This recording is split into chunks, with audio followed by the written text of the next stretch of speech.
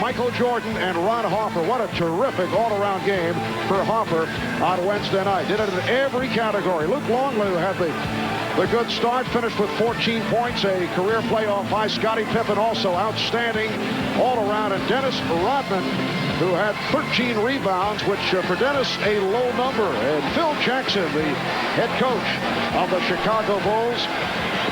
And as coach of the Bulls, he has won 19 of 22 playoff series. The only losses to Detroit in 1990, the Knicks in 94, and the Magic last season. In the Eastern Conference Finals, Chicago came out in the second game against Orlando after winning handily in the first one. Very flat. Luke Longley and Rodman getting into foul trouble. It's important for Chicago to get off to a good start with pressure defense and try to hold serve. For Seattle, it's all about confidence. It's about Payton controlling the tempo, getting it up and down in Seattle's favor, and then the whole Sonic team has to deal effectively with Chicago's pressure defense. And the Sonics control the opening tip. The officials, Ed T. Rush, Jess Kersey, and Hugh Hollins. Hollins not a favorite of the Chicago Bulls. Schrapp not able to hit on his first. And the stuff missed by Kemp, but they keep it alive. Oh, much like game one started, a couple of offensive rebounds for Seattle as the Bulls standing flat-footed. Percy Hawkins. Open shot for Kemp. And the tip by Johnson. Well, I'm surprised, really. I thought the Bulls would just come out firing defensively with pressure on the ball. 3 possessions that time for the Sonics. Harper draws the foul, so the Bulls going for the penetration on their first possession. Foul committed by Kemp. Normally, it helps to make your first shot, but with the way the Sonics are just attacking the offensive board, pushing the Bulls underneath, just way too easy of a first possession for Seattle as far as Chicago is concerned. How about Irvin Johnson? 3 rebounds. First half minute. Did not have a rebound in game number 1. That's called making adjustments. Coaching. Trouble already for Seattle. Sean Kemp, who is foul prone and fouled out of game 1 with an early one. But you can't let a guy like Harper turn the corner on that triangle offense pick. Hawkins trying to save the pass. Here comes Pippen. Scottie Pippen. 1 count. He travels. A good defensive play by Gary Payton, who's actually backpedaling, but I think it's just a little juke and a little fake. It's Scottie confusion and forced the turnover. Harper trying to draw the foul. Again, the outside shot by Kemp. Sean Kemp, who had the sensational Game 7 last Sunday against Utah and followed up 41 minutes, 32 points on 9 of 14 shooting here on Wednesday night, but committed 7 turnovers and fouled out. Longley rejected by Johnson. Too many fakes by Longley that time. Payton for 3, and Rodman able to get inside Kemp. Michael Jordan setting up against Detlef Schrempf. Uses the pick. And Harper able to keep it alive.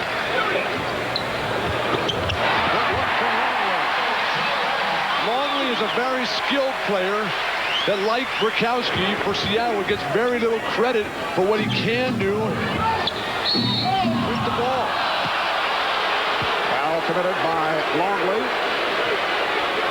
When you rise up for your jumper, as Longley will do here, out of the bottom of your eye, you never think pass. You always want to think shot at that moment.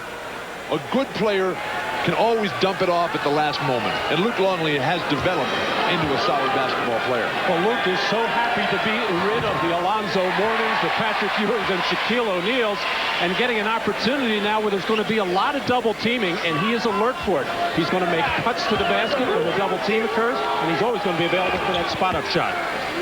Well, the Sonics had hit their last 18 free throws before the miss by Sean Kemp.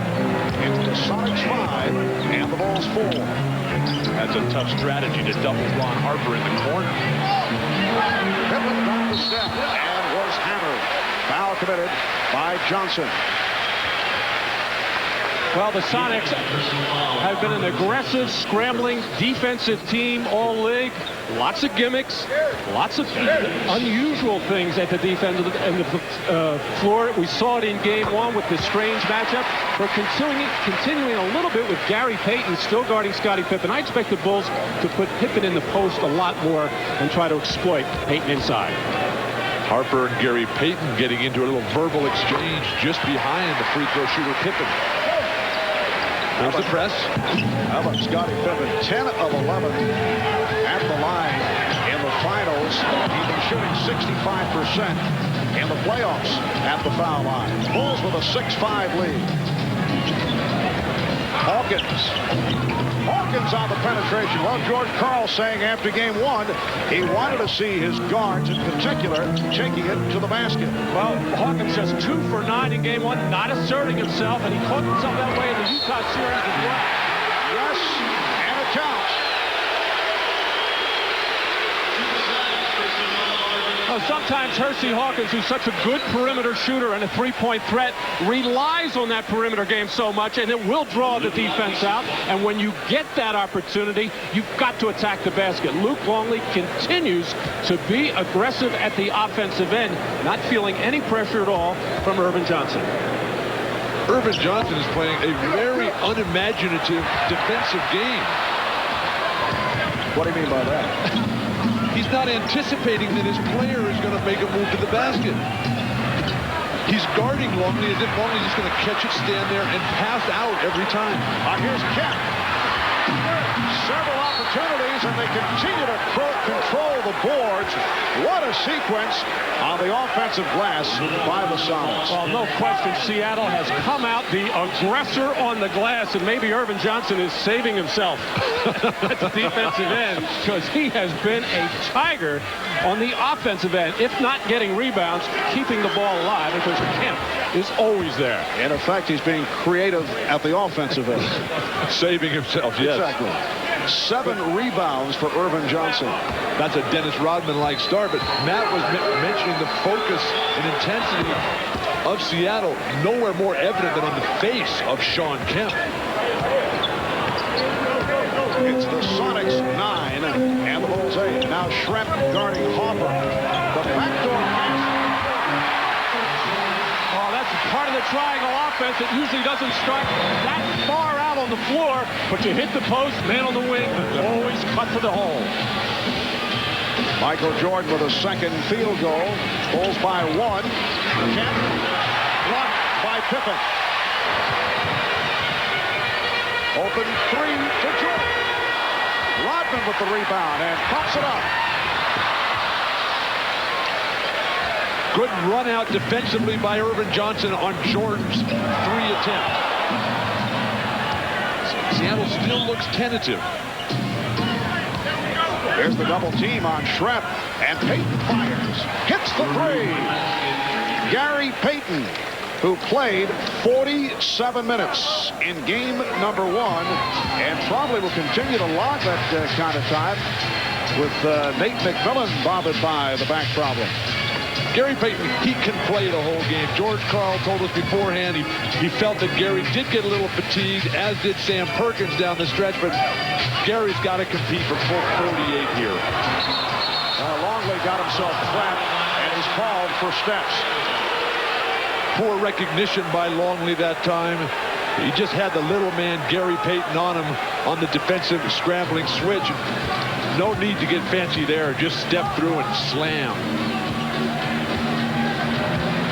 So the Bulls with their second turnover. They committed just 1 in the first half the other night. Hawkins for 3. And a loose ball foul against the Sonics.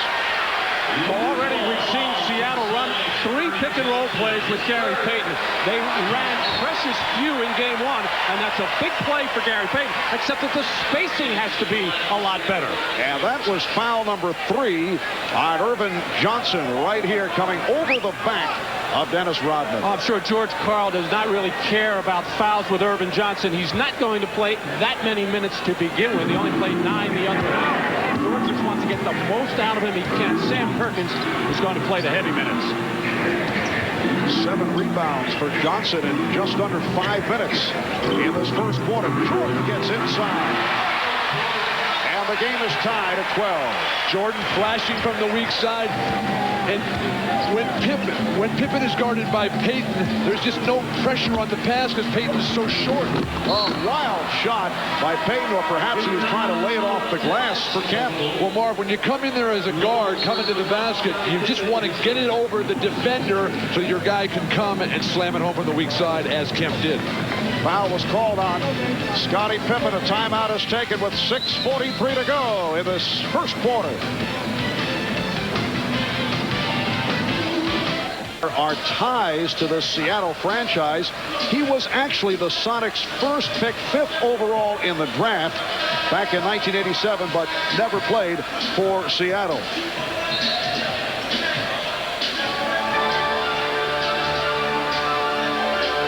The Seattle Supersonics select Scott Pippen of Central Arkansas. Player and coming out of NAIA high school, I was very excited just to get drafted that highly. And you know, knowing when I left my hotel room that there was a trade on the table for me to come to Chicago after being drafted by Seattle, I was just pretty much, I guess, happy and hoping that the trade went through so I would have a chance to play with Michael. Well, the Sonics immediately traded, is it Scott Pippen, I believe David Stern mentioned? Scottie Pippen to the Bulls for Olden Polynice and a second-round draft pick. You recall the Sonics nearly got Scottie Pippen back in a deal involving Sean Kemp 2 years ago. That was the deal that was on the table that Seattle pulled back. Remember, that was during the time that Jordan was not playing basketball. Chicago looking more to the future. I think both teams very happy that that trade was not made. Actually, the trade that was not made changed the history, the recent history of the NBA. Michael Jordan said he might not have come back if Pippen were not a member of the Bulls. And here is Pippen with a nice three and just defeat the 24. Well, the Bulls coming out of that timeout with trying to go inside to Scottie Pippen against Payton, which is something we anticipated a lot more of, to make him work down low, if not necessarily get the post play, but to get some offensive rebounds as well. So the Bulls by 1, just under 6 minutes remaining first quarter. Crowd wanted to travel on Payton.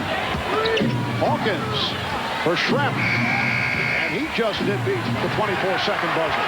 Seattle's pump faking too much. Go right at him. These defenders are waiting for them. They're not getting in the air at all. Seattle hasn't established enough of a game where a pump fake means anything. Hawkins rejected by Kemp.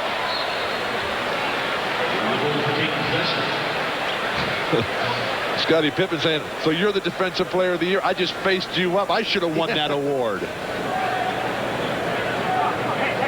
Yes, Scottie certainly enjoyed doing it against the man they call the Glove. 5.5 remaining in this opening quarter. Down to 7 on the shot clock, and the Glove just did pick one off. Good poke away by Perkins as well. Schrempf. Well, Detlef Schrempf missed his first 4, similar to the scenario in game 1. Got off to the slow start, and that was his first field goal. Sonics lead by 1. Good thing for Seattle is how many shot attempts they're getting, as Jordan is feeling it perfectly early on. But Seattle has taken twice as many shots as Chicago has. That's something they don't normally do. Well, 10 offensive rebounds, but Bill, they've only turned it into 4 points, so it really doesn't matter how many you get, other than it shows you're aggressive, but you got to capitalize. Here's Schrempf. Kemp. Oh, what a move by Sean Kemp. So Kemp with 8 points. In years past, Sean Kemp would have made that play into something so much more difficult. He would have tried to double clutch and scoop, flip shot. Who knows how you can describe it. Now just playing so disciplined, so under control. Jordan. Oh, the fadeaway on target, and Michael is 5 of 7. He has 10 points. Bulls lead by 1. Talking to Ahmad before the game after his conversation with Michael Jordan. Michael Jordan lights up when he sees Percy Hawkins as a defender. Jordan for Rodman will pin it back. Gets it back to Pippen. been nice. Not enough Bulls running the floor. Hawkins for three. And back comes Jordan. Pippen putting a move on Hawkins. And hit it. Bulls lead 20-17. Now this is Chicago Bull basketball. Any kind of steal, any kind of missed shot, they want to get out on a run. But so far, they look very tired to me. Very heavy leg. But, man, it's also Seattle Sonic basketball. The question is it enough? These teams are so similar. It often seems, though, like Seattle just comes up a little bit short, almost as if they're Bulls light. Very nice, Bill.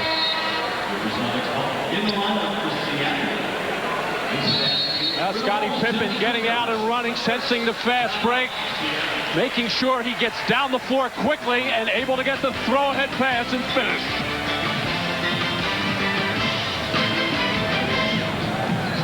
Chicago's offense not very crisp, but it's always nice to have this man to bail you out. No pressure on the pass from Pippen.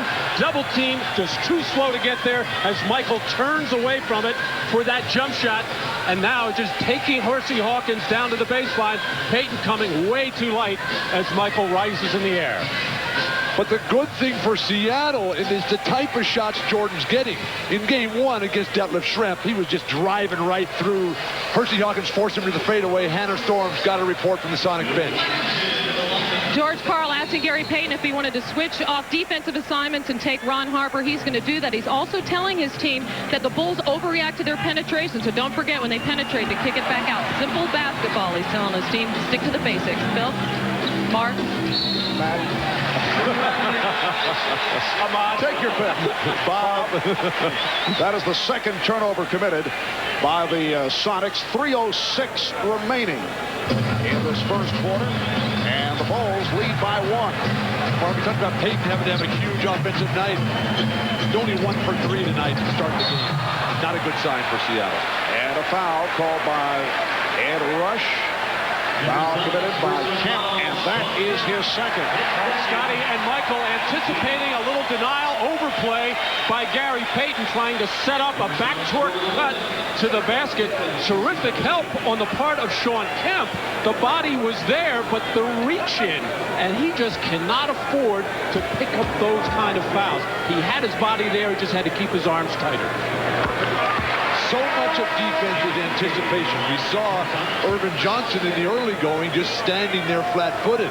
That time, Sean Kemp did not even make a play for the ball, did not visualize in advance what could possibly happen. Now he's on the bench watching, dreaming about it. And the Bulls now lead 22-19. Tony Kukoc on the floor, applying some pressure on David Wingate, who just checked in. Wingate with 2 minutes of playing time the other night, and picked up 2 quick fouls in trying to guard Michael Jordan. Illegal defense called for the first time. And with Sean Kemp on the bench right now, Sam Perkins will become the primary post player right now. Of course, Sam is very effective on the perimeter with that three-point threat, but they have to put somebody inside to make the defense react.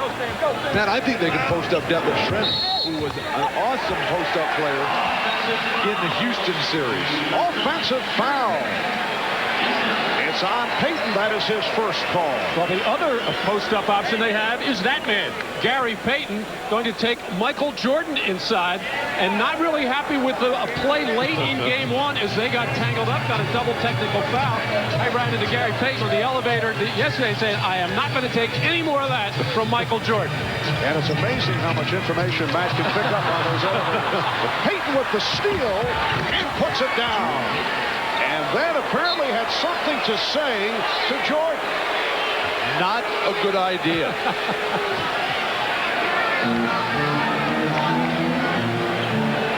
Whispering sweet nothings into the ear of Michael Jordan. 1 point, Chicago lead. Offensive foul on Pippen.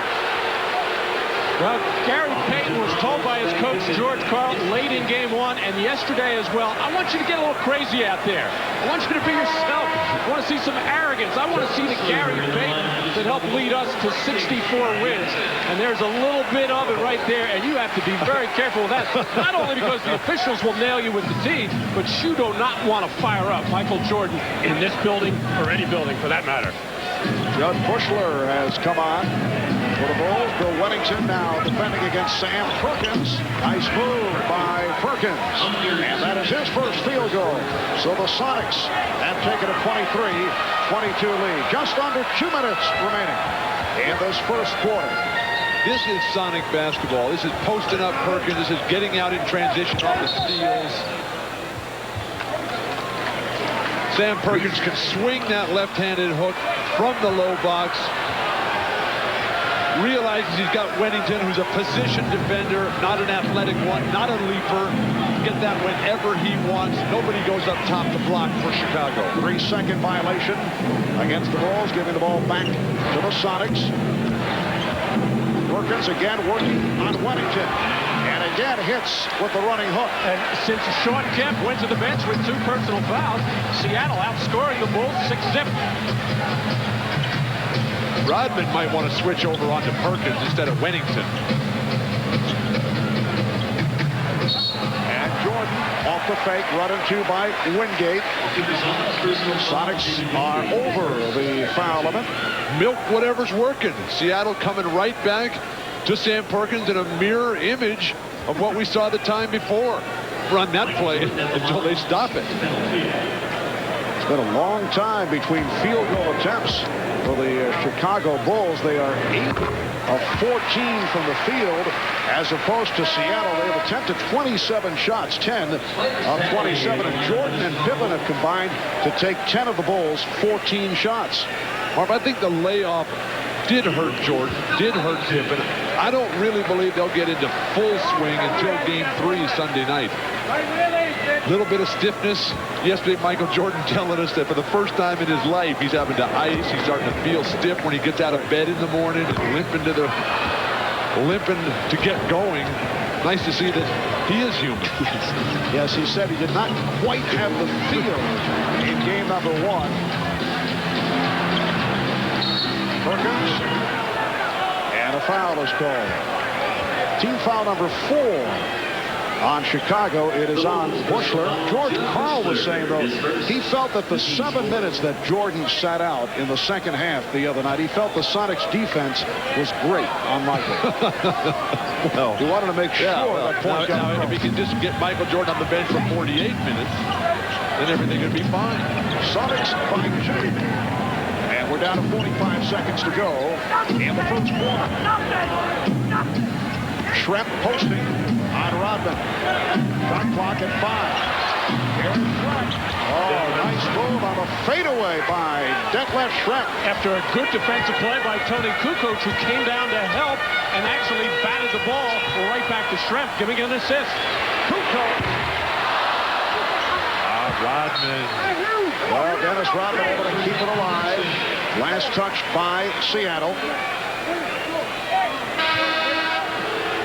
And here comes Frank Burkowski, not a favorite here in Chicago, off the flagrant foul and the consecutive technicals as he got involved with Dennis Rodman and then Jack Haley in game 1. 8-1 run by the Sonics. The Bulls are holding for a final shot of this first quarter. Illegal defense. The call against Seattle, the team that led the NBA in that department. What's interesting there is Sam Perkins coming out to double team Michael Jordan to get the ball out of his hands. Michael just so smart, just didn't give up the ball right away, tried to explore. And when there's an illegal defense call in the final 24 seconds of the quarter, it means an automatic technical foul awarded. So Jordan to the line. And Michael is now 1 of 3 at the line. Barb, I was talking with Rodman about this whole thing with Burkowski, and he was saying that the Bulls really won 2 games on Wednesday night. They won the basketball game, and they won the head game as well. Funny thing, Burkowski and Haley say that they're very friendly off the court. They were going at each other as Burkowski was leaving, but they spent a lot of time in the offseason. Here's Kerr, who just checked in. Time running down. Jordan checked the clock, and that is too late. So after 1, 1. A solid first quarter for the Seattle Sonics as they leave the Chicago Bulls 27-23. Sean Kemp with 10, but he has 2 fouls. Michael Jordan 5 of 7, leading the Bulls with 11. You're watching the NBA on NBC. Sam Perkins in his 12th season out of North Carolina, again providing a lift off the bench for the Seattle Sonics. He and Michael Jordan, teammates at North Carolina on the Tar Heel squad that won the national championship for Dean Smith back in 1982. A look at a younger version of Michael and Sam. And they share the cover of Sports Illustrated magazine, the college basketball preview issue, predicting #1 ranking for North Carolina. Michael, meanwhile, sitting down. He'll get a rest as the second quarter gets underway. Well, that was a key 3-minute stretch at the end of the first quarter for Seattle, outscoring the Bulls 8-1, while Sean Kemp was sitting on the bench with 2 personals. All right, Harper and Kerr in the backcourt. Kukoc, Bushler, and Sally up front. Illegal defense again against the Sonics, so another technical foul awarded. David Wingate at the top watching Steve Kerr, who is not off to the best start in this series. Steve had his problems in game 1, missing all 5 of his shot attempts. We'll try to get on the board here, but David Wingate has to stay very close to Steve Kerr if they don't want to give him open looks from 3. Many of the starters giving the business to some of the guys coming off the bench like Kerr and Bushler, who were not able to hit and who have done such a good job during the regular season and the playoffs. Bushler said he was too pumped up. As did Kerr tell me the same thing. Jordan's asked him, how many times I got to win this game? Will you guys please make a shot? Here is Kukoc. And back come the Sonics. Payton in the open floor, putting the move on Kerr. Oh, Gary Payton with a very impressive start. He now has 7 points, and the Sonics lead by 5. The good thing for the Sonics is that they're not making wild turnovers that are leading to open court play for Chicago. They're making Chicago play the half-court game. And the foul called by Ed Rush. Poke in the eye. Gary Payton making contact with Steve Kerr. Well, Seattle is winning the hustle game so far. They're the more aggressive team on the offensive glass. They're forcing more turnovers and very aggressive, and you would say overly aggressive defense there as Payton gets blocked Kerr. Nice door pass. But Kukoc stepped out of bounds. Substitutions for the Sonics. George Karl doing some shuffling here. He has Vincent Askew back along with Hersey Hawkins and the rookie from Michigan State, Eric Snow, who played only 1 minute the other night, handling the ball now against Steve Kerr. Snow will see additional time, one with the injury suffered by Nate McMillan. 14, 22. Double ball. And a double foul has been called. It is on Sally and Perkins. And there is Nate McMillan, who has a nerve impingement in his back that has led to shooting pains down the left leg. And he said doctors told him it will not improve until the offseason when he can rest it. A rare Seattle turnover. Harper from deep. Yes. Sonics by 3. We saw Seattle's inability to feed the post properly in game 1. That time, turnover leading to fast break points for Chicago. Perkins trying to shake off Sally. A couple of veterans going at each other, and a hold is called on Sally. Well, Ron Harper has been a key player for the Chicago Bulls all season long because he has found his niche as a defensive catalyst, playing the toughest guard in the backcourt. In the early season, it was Jordan playing point guards. Now it's been Ron Harper, and his offense has picked up in the playoffs. Here's a double on Perkins. Askew lost it. They'll double off Askew, and he's not as great a three-point shooter as some people think out in the Western Conference. Harper putting moves on Snow. Good box out for Kowski. Hawkins with the head fake. Crowd wanted to travel. Hawkins with a beautiful move. He You can see the mindset of Hersey Hawkins, not going to just stay out and work that three-point line, but attack the rim every chance he gets. Hersey, a native of Chicago, telling us his Bushler is able to hit after going 0 for 4 the other night, and the Sonics now lead 31-28. Hersey telling us not that pleasant playing back in his hometown. The ticket pressure has gotten to him.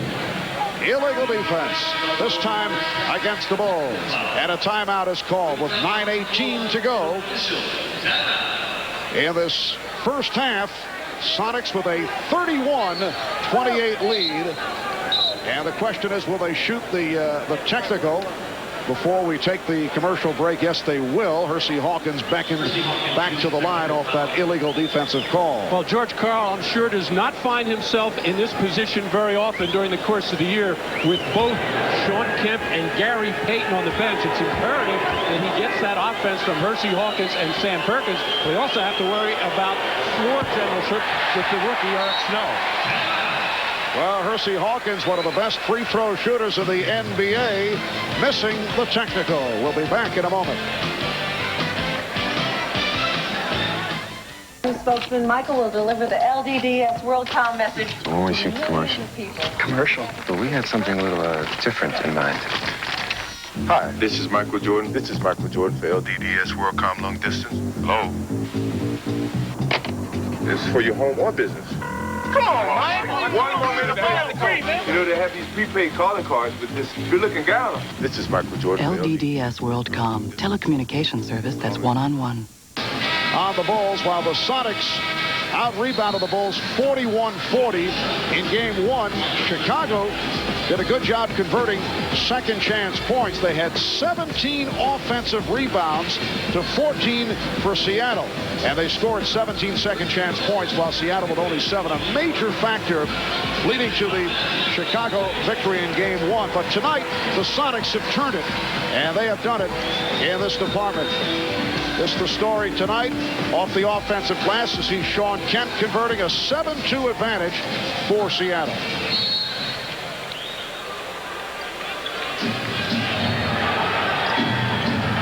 That left Schremp being played by Dennis Rodman.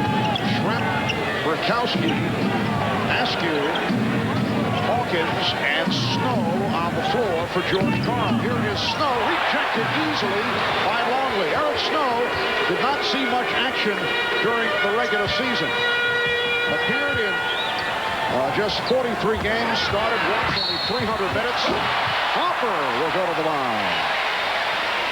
Chicago's getting unlimited backdoor opportunities from their triangle offense. This is their third time in the early goings of this game. Rodman flashing to the ball as Longley did earlier, and guys just moving from the weak side on the entry pass to the post player. Brilliant play, Dennis Rodman. 5 points for Harper, now 3 of 3 on the line. Gary Payton making his return. Phil Jackson had been resting Scottie Pippen and Michael Jordan. They have stepped back onto the floor. Well, a number of times in Game 1, we saw the pressure after the free throw, full court pressure. And really, Seattle was not in an attacking mode. Just happy to get the ball across half court, playing right into the hands of the Chicago Bulls.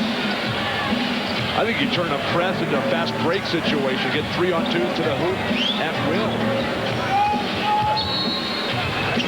Illegal defense once again against Chicago. Well, similar to what we saw in Game 1 on Wednesday night here at the United Center, a host of whistles. Although not in the case of illegal defenses, they have been calling them tonight. And Hersey Hawkins, who missed the technical a moment ago, once again fails to convert.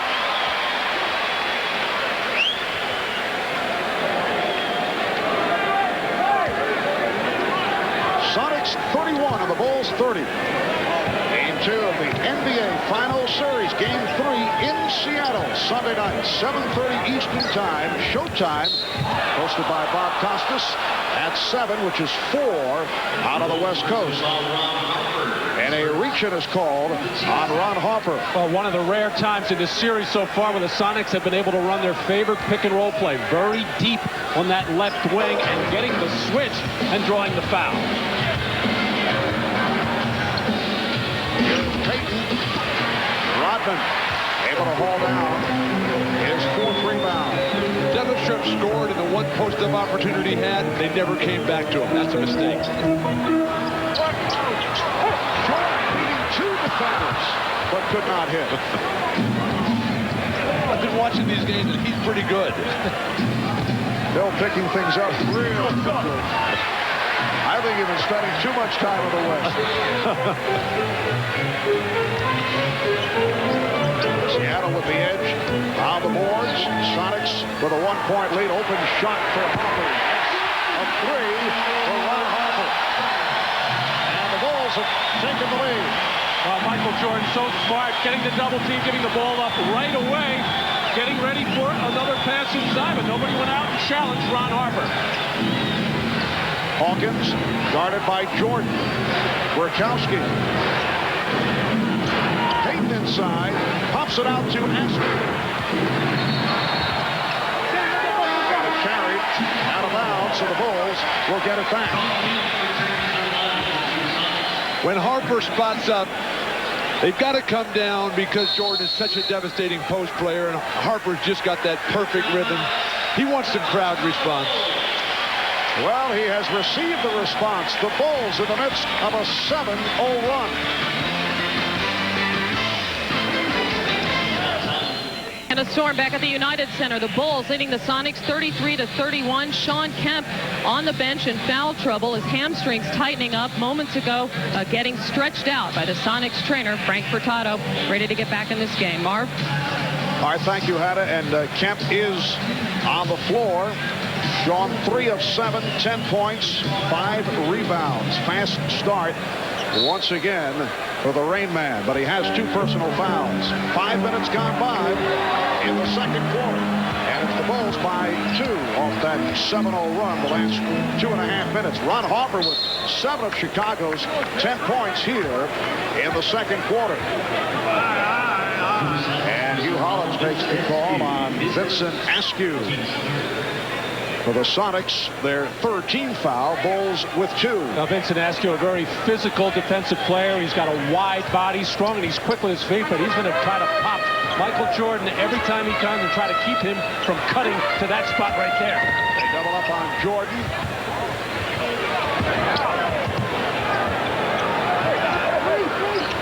Scotty's holding the ball when it comes to him in the open spot created by others' offense. And again, an open shot for Harper. Rodman able to get to it. Last touch by Kemp. The Bulls just can't seem to get into any kind of rhythm offensively with their triangle. The few times that Jordan's been able to post and turn quickly and shoot has been about it. Jordan. And the foul against Rodman. Mentioned the Bulls not able to get into any kind of rhythm. The Sonics defensively somewhat responsible for that, doing a nice job. They have. We just saw Dennis Rodman get away with one of those pushes that George Karl has been so talkative about the last couple of games. He feels that Rodman gets away with 3 seconds with shoving, pushing, and flopping. Yes, he said that, Kemp looked like he got a poke from Longley. And then turned it over. George Karl was upset with what he called 4 flops by Dennis Rodman in game 1. He felt one was wrongly called the flagrant foul on Frank Burkowski. Lamar and Scottie Pippen works the low post in there. That's Dennis Rodman's game, is to make the other team focusing on him and take it away from Michael Jordan and Scottie Pippen, the guys who are going to light it up offensively. Gary Payton picks up his 3rd foul. Not the kind of game that Seattle needs from Gary Payton to win in this building. Percy Hawkins candidly had an interesting appraisal of his teammate Frank Burkowski. He said that he's very good at bringing out the worst in people. Scottie Pippen with 10 points, and the Bulls now lead by 4.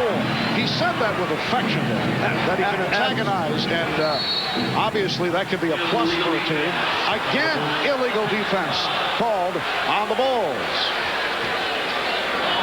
That is the 4th illegal on Chicago. Scottie Pippen getting to the lane.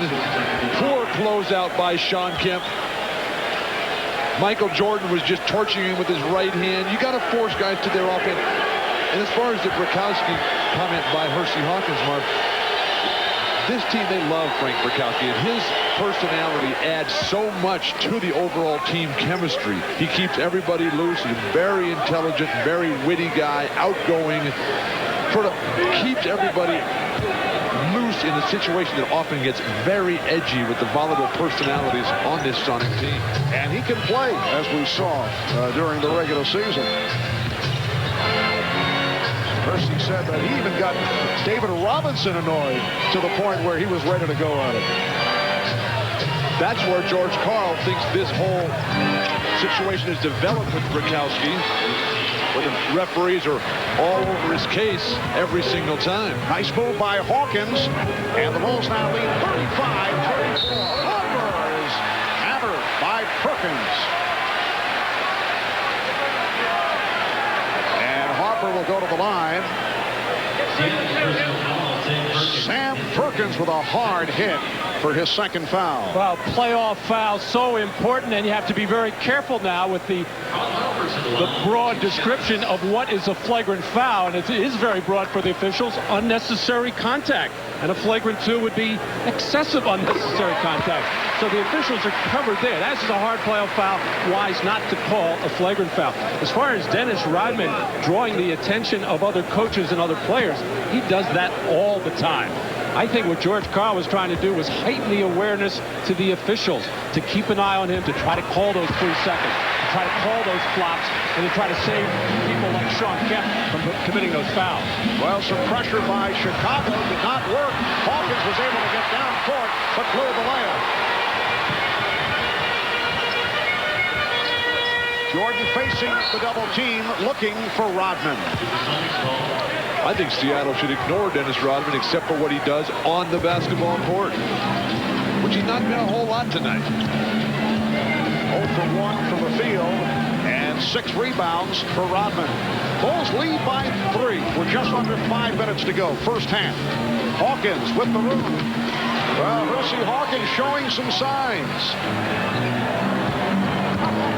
That was a 3-pointer. He has 10, and the game is tied at 37. It's Seattle style. They're penetrating and dishing for wide open threes.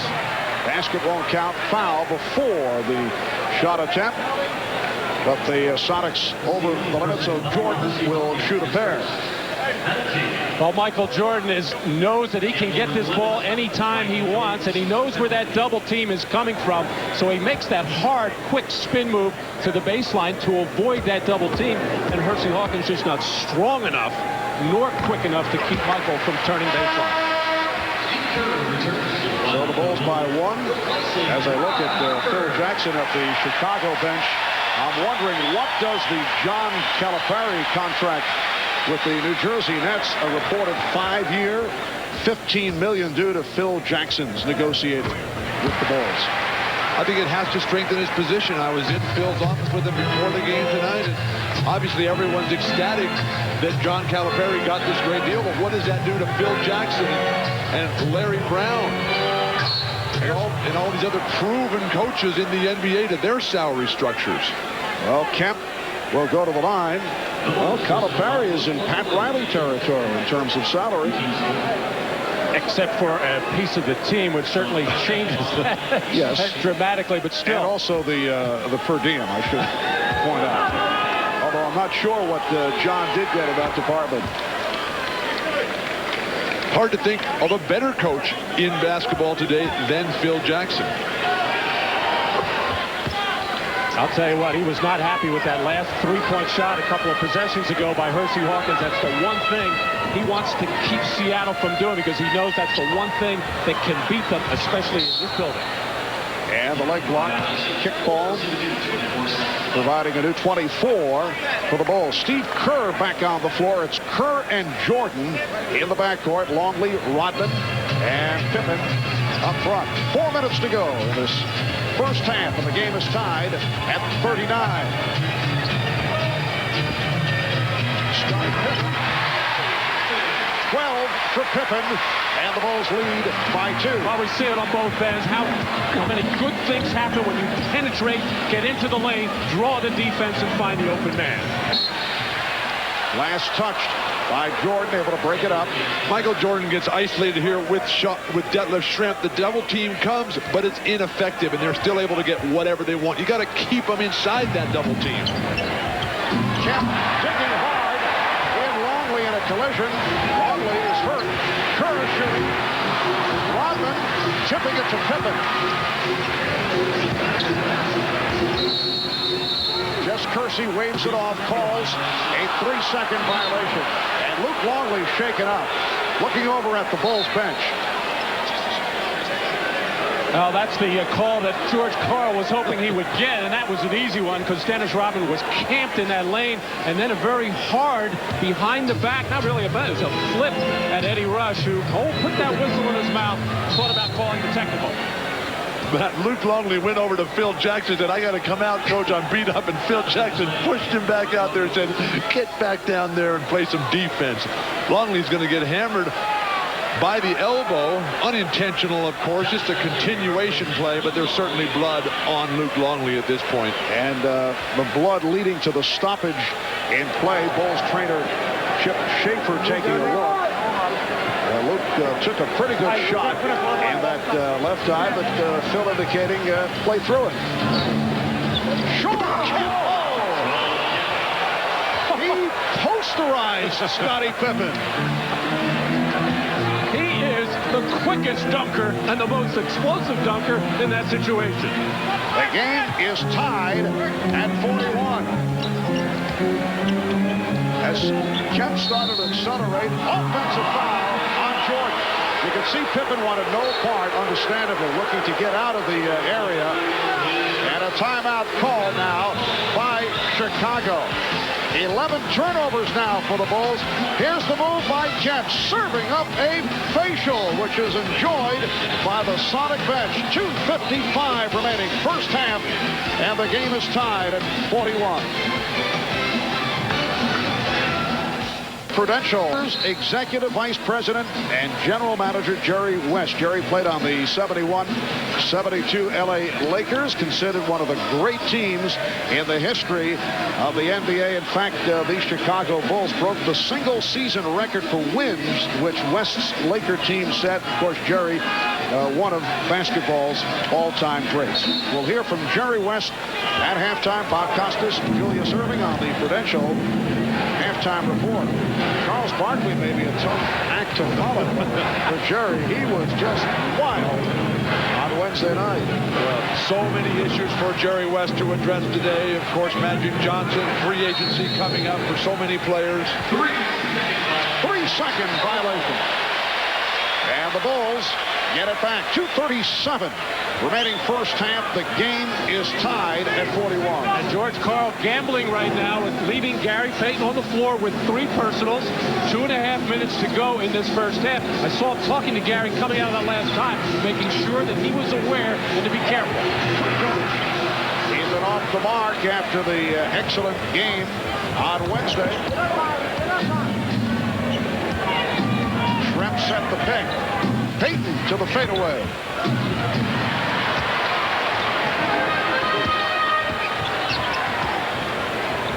Again, Hopper open. Bulls want a goaltend. Won't get it. Blocked shot is the call. And I'll tell you why. That shot was way short. Crowd doesn't like it. Even though this thing is on the way down, it is short of the rim. Good not call by the referees. You got to give it a chance to hit the rim, though. This ball might have scraped the bottom of the rim. Kukoc is killing Seattle with his up and under move. Well, it has hasn't been able to convert. He's 0 for 4. And a technical was just called on Jimmy Rogers, an assistant coach with the Chicago Bulls. Jimmy complaining about the lack of the call. Felt it should have been a goaltend. Jimmy Rogers, one-time head coach of the Minnesota Timberwolves and the Boston Celtics. And Percy Hawkins, after missing his first 2 technical foul attempts, has hit his last 2. And the crowd reaction to the last, what they felt was a non-call. Bulls have missed their last 6 shots. Shot clock at 3. Jordan lighting up every time he sees that left shrimp anywhere near him. Michael now 5 of 10 from the field. Leads the Bulls with 13. Hawkins. Pretty give and go between Kemp and Hawkins. Nice exchange. And the Sonics lead by 3. What a difference from game 1 for Seattle. When it was all individual play, now everybody involved. Kerr, yes. Steve Kerr creating by himself with a quick release. And it cuts it to a 1-point Seattle lead. Perkins fouled, hit hard by Sally. And the Sonics are looking for a flagrant. Well, Steve Kerr, who has been struggling to get an open look and get any kind of shot, I guess he just needed a bigger body on him as Sean Kemp came out to challenge that shot, as he has been very aggressive and playing terrific basketball all over the floor. I'm a little surprised that Phil Jackson has not come with a player to attack Gary Payton. There's another hard playoff foul by John Sally. Going to hammer Sam Perkins going to the basket. But right now, Gary Payton is able to defend Steve Kerr, who is not going to take the ball to the basket and draw fouls. And consequently, Payton's been able to just kind of roam around, freelance defensively, look to help out, just making sure he doesn't commit a foul. Chicago should try to isolate him, drive him, and try to pick up that 4th foul. Sam Perkins, who will celebrate his 35th birthday in a week and a half, acquired by Seattle from the Lakers back in February of '93 in the deal for Benoit Benjamin and the rights to Doug Christie. Sonics by 2 with just under 1 minute to go in the first half. Chicago can play 2 for 1. Maybe post up for Kukoc. Jumping to pass.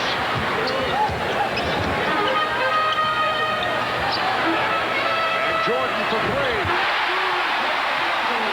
That was an offensive sequence that was not going anywhere, and Michael able to bail them out. But more of the interchangeable pieces for Chicago. Makes them turn broken plays, allows them to get into something really good. And when you have Jordan who can make everything, that makes up for a lot of sin. Bulls by 1. Perkins for 3. So it will be Chicago ball. 23 seconds remaining in the half.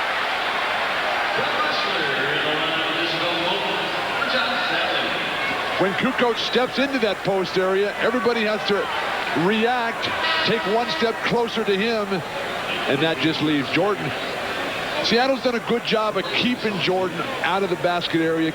Jordan's not beating people off the dribble the way he did in game 1. Well, George Karl not gambling anymore. He had gotten Payton out of there with a minute to go. Now making sure Kemp doesn't get his 3rd, as the Bulls like to spread the floor in this situation. Normally with Kukoc. Down to 10 seconds in the half. Kukoc beating Perkins, finding Kerr. Final seconds. Kerr forced it up. And that is the end of the first half. Michael Jordan with 16 points. Scottie Pippen with 12. Sean Kemp leading the way for the Sonics with 14. And Percy Hawkins with 13. It's the Bulls 46 and the Sonics 45. Back in a moment with Bob Costas and the Prudential halftime report. But first, let's pause for these messages. to undercut him, which really upset Michael Jordan. Now, if we go back to game 1, it happened once again. This is where it started. Michael and David Wingate going at it underneath the boards, and he was very upset. He wasn't the only one upset. Phil Jackson really lambasting his team, telling them that they're just getting overplayed all over the court. Let's go down to Hannah. Mon, in the first half, the Sonics were effective when they did post up, but they didn't post up very much. George Karl is going to look for more of that in the second half involving Kemp and also Perkins. He says Hawkins has the hot hand. They're going to try to get him some stuff on the pick and roll. He said the key is to just penetrate the Bulls' pressure and then pass the ball, make some shots for each other. He said if it's a one-point game in the fourth quarter, he thinks they can win this one. Mark? Thank you, Hannah. Bulls 46, Sonics 45 as this third quarter gets underway. Luke Longley with a nice dish from Michael Jordan. We saw Luke Longley head back to the bench late in the second quarter, and we're told he required 5 stitches to close a cut over his left eye. So the Bulls now lead by 3. There's Sean Kemp with a series of moves rejected by Longley. Schrepp for 3. Yes. And he's tied the game at 48.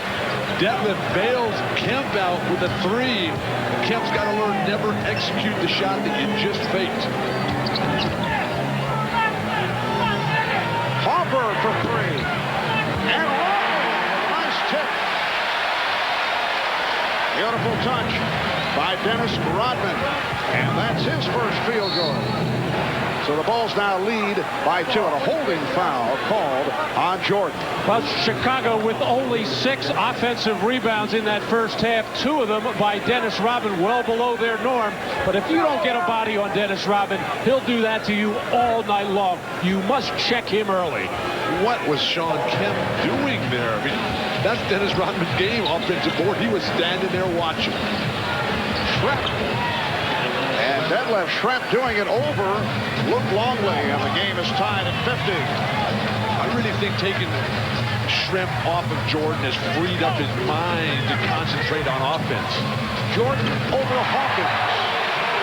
So the matchup for the moment is Hersey Hawkins defending against Michael Jordan. Jordan Kemp putting the moves on Luke Longley and draws the foul. That's 3 on Longley. Well, Michael looks a lot lighter on his feet to start this third quarter, and his eyes are getting wider and wider right now. Just a quick, hard dribble up in the air. Jerry West used to do that. Though he's going to the other direction. 2 hard dribbles up in the air and the jump shot.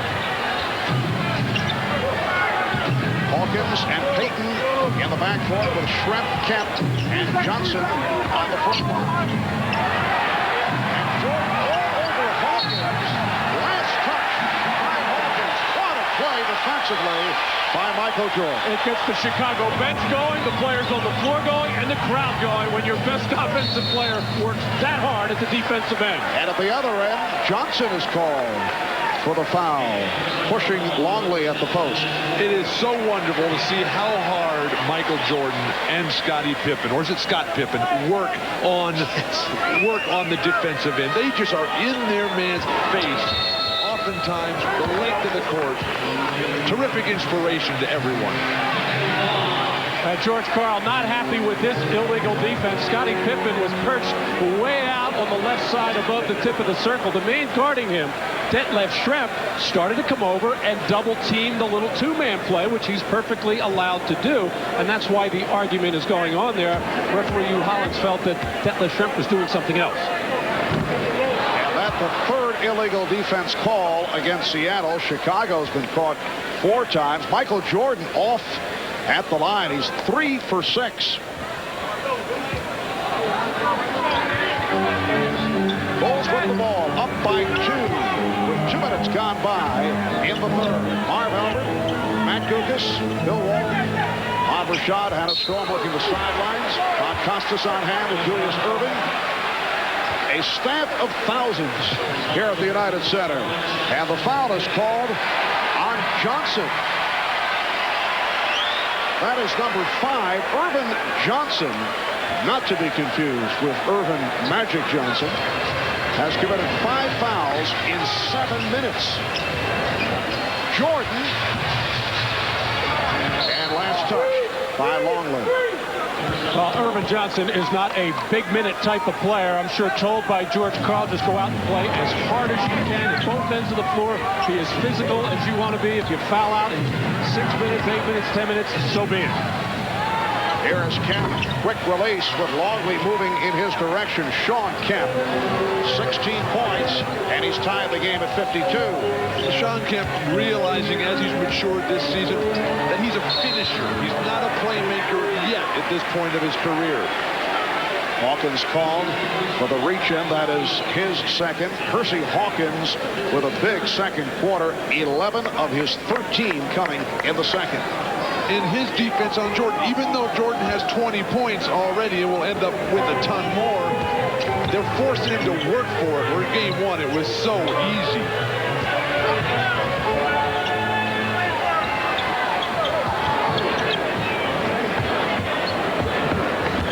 Longley getting position. Rodman. Dennis Rodman with the offensive putback. Once again, Sean Kemp not putting enough body on Robin, and how Robin finds that little crack, that little seam, the strong hands to catch, and not so much to finish, because he normally doesn't finish in there, but he has been a much more offensive-minded player throughout the last 10-15 playoff games. Michael Jordan claiming that he got the ball, that he did not foul Schrempf as he reached in on the ball fake and called for the foul. Generally, they let the smaller player do a lot more than that.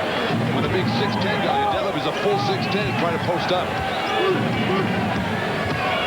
Gary Payton, nice change of pace on the dribble. So Payton with 9 points, and the game is tied at 54. I still think Chicago should take an opportunity and take the ball to Gary Payton, make him defend, or post him up and try and get that fourth foul. He is such an important player to Seattle. Jordan fires it up. He knew he had the foul called, and he'll go to the line for 2. And that's 3 on Hawkins. Chicago is just so smart collectively. They realize immediately what the mismatch is. When they put a big guy on Jordan, they step him to the perimeter. They put a small guy, Hawkins, they roll him into the post. That requires the other players to be very smart and have the multiple skills to be able to handle the ball in the perimeter. Michael now 4 of 7 at the line. In game 1, he had 28 points, and that snapped a streak of 9 consecutive 30-plus scoring games in the finals for Michael Jordan. The record is 13 by Elgin Baylor, a record that appears to be safe for a while.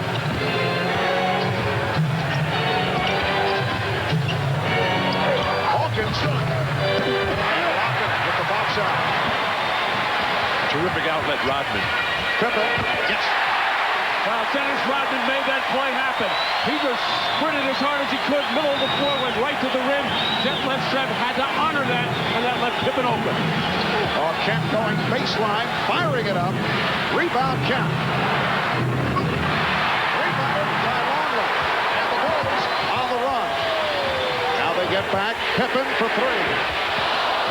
Rodman with the save, but he stepped out. Oh, Bradley pushed out.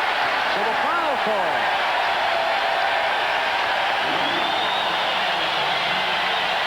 Rodman, like Kemp, able to make those multiple jumps, and then once the Bulls get out in transition, very few dribbles, terrific passing. Rodman up the floor to finish if need be. And you see Schrempf with the light touch on Rodman, and that drew the foul call. We'll be right back.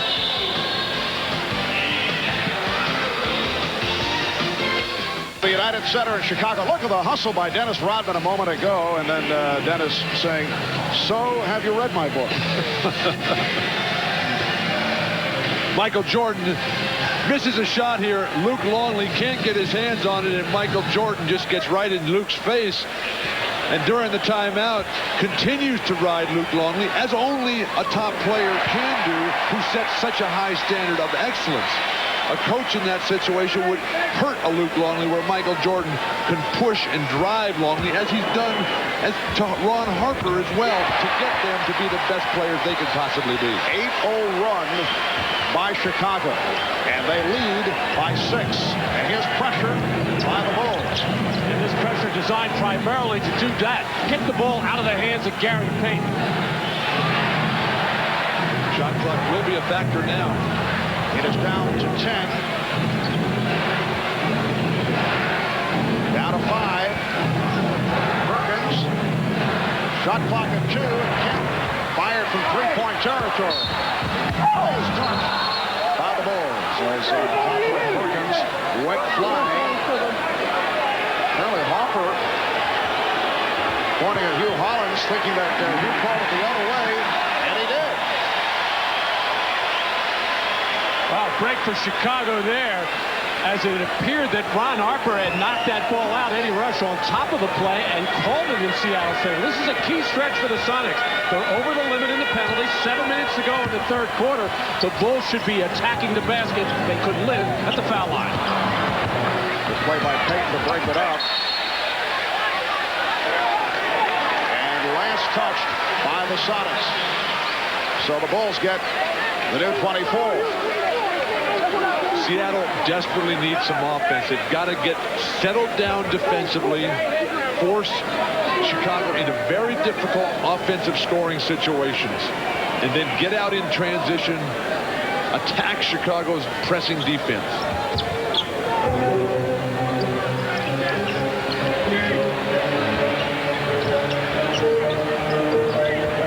Jordan. And kept alive by Rodman. Oh, Pippen with a beautiful delivery leading to the foul. And the crowd wants a flagrant.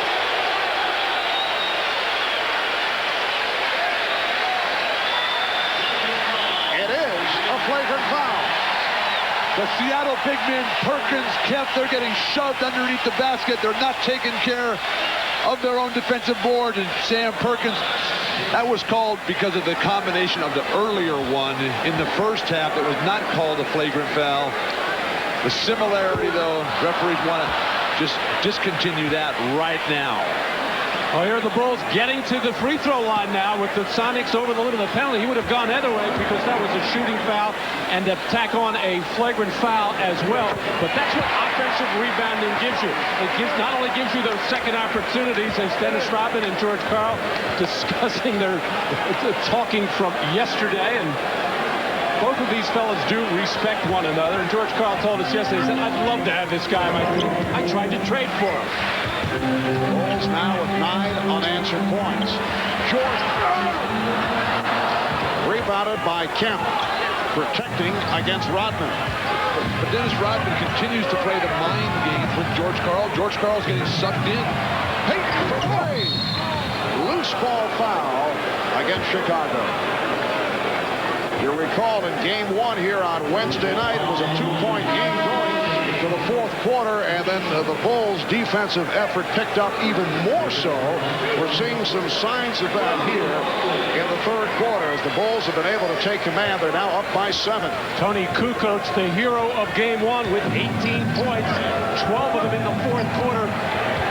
Scoreless in the first half, has to give the Bulls something. And Kukoc back on the floor. Coming on for Longley. Perkins. Nice post up, taking advantage of Kukoc. 7 points for Perkins. The Bulls lead 61-56. Bill Jackson feels that Kukoc has really improved with his low post defense. He thinks that can be a good matchup for Kukoc on to Sam Perkins down deep. Jordan wants it against Hawkins and throws the air ball. Rodman not able to convert. Rodman felt he was fouled. Shrimp with a bad pass. And here's Pippen with the breakaway. Careless turnover by Detlef Schrempf, the kind that just breaks your back. You need offense desperately. He's coming up casually with Pippen and Jordan right here. Inexcusable. Bulls by 7. Just under 5 minutes remaining in the third. Chant of defense with the crowd. Shot clock at 4. Schrempf. And converted by Kemp. Shawn Kemp hammering it down. Well, that's what talent will do for you. That was a terrible possession by Seattle. They should have been trying to post Perkins again as he just manhandled Kukoc inside, but bailed out tremendously by Shawn Kemp playing well over the rim. Pippen. And Kemp with the rebound. 5-point Chicago lead. Now Schrempf held by Pippen as they became entangled. Foul on Pippen. That's his third. Vincent Askew getting set to check back in as you get another look at Kemp. And Mark, Jordan's just gone to the bench. This is where George Karl and the Sonics made their big push in game one. Seattle has to take advantage right now. It's so difficult, though, because Chicago is an outstanding defensive team. It is so hard to get a good shot against their set defense. Then you got to make it after you even get one the first time. Well, we saw in game one, Phil Jackson taking Michael Jordan out with 6 minutes to go in the third quarter, which is different than the regular season. Now taking him out with 4:20. I think Phil Jackson is sensing he's going to need Jordan down the stretch of this one. So Steve Kerr has come on. It's Kerr with Hopper, Pippen, Rodman, and Kukoc.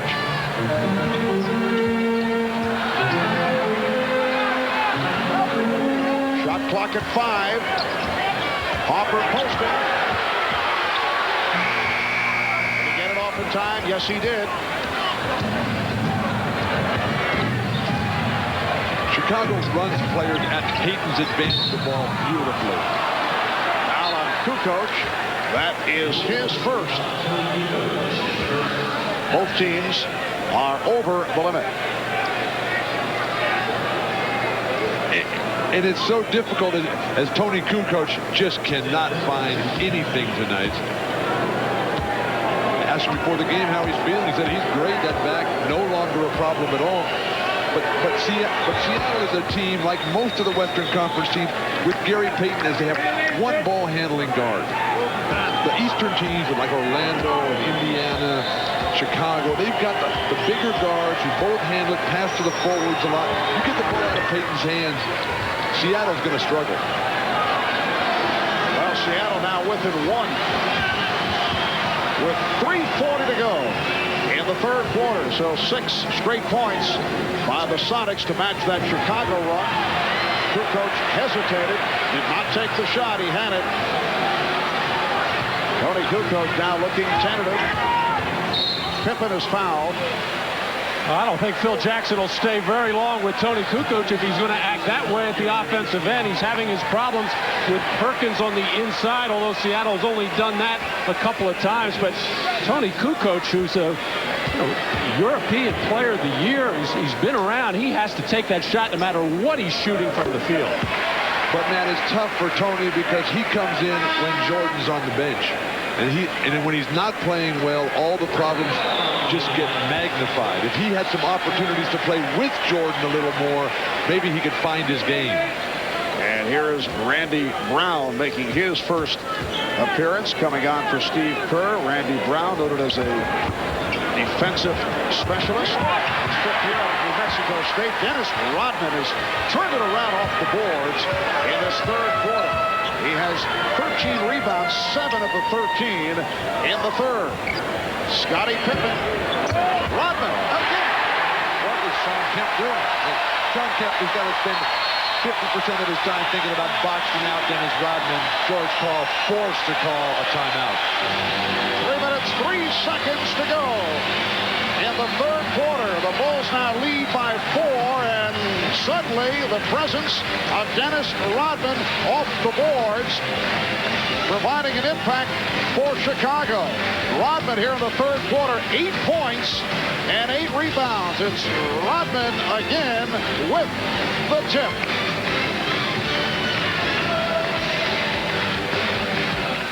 Matt Dukas, Bill Walton, Bob Rashad, Hannah Storm. We will make the move to Seattle Sunday night at 7 Eastern. 4 On the West Coast, Game 3 of the NBA Finals. Join us in Seattle.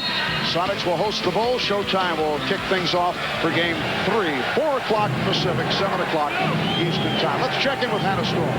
Marv, George Karl furious during that last time out. He said, you guys gave the Bulls those last 2 possessions. You've got to get in the game. Don't let the fatigue get to you. You have this game in hand. But he said, don't forget, get those defensive rebounds and then worry about your offense, Marv. All right, Hannah, Gary Payton cutting into a 2-point Chicago lead. But Marv, Rodman has found his rebounding rhythm. In the first game and a half, he was jumping 3 times for every rebound he eventually got as Kukoc finds the range. In this third quarter, Dennis Rodman, 9 jumps for the ball, 8 successful rebound retrieves. And Tony Kukoc had missed his first 4 shots, able to hit from downtown. Bulls with a 69-64 lead. Foul committed by Rodman. That is his third. Dennis Rodman, quiet first half. And in the third quarter, 8 points, 8 rebounds, 7 on the offensive board. So he has 9 offensive rebounds, the most offensive rebounds in an NBA Finals game. Elvin Hayes with 11. Washington at Seattle back in '79. The human eraser, Marvin Webster, along with Robert Reed, Moses Malone at centerpiece. Minority eraser is always one of your favorites. Absolutely.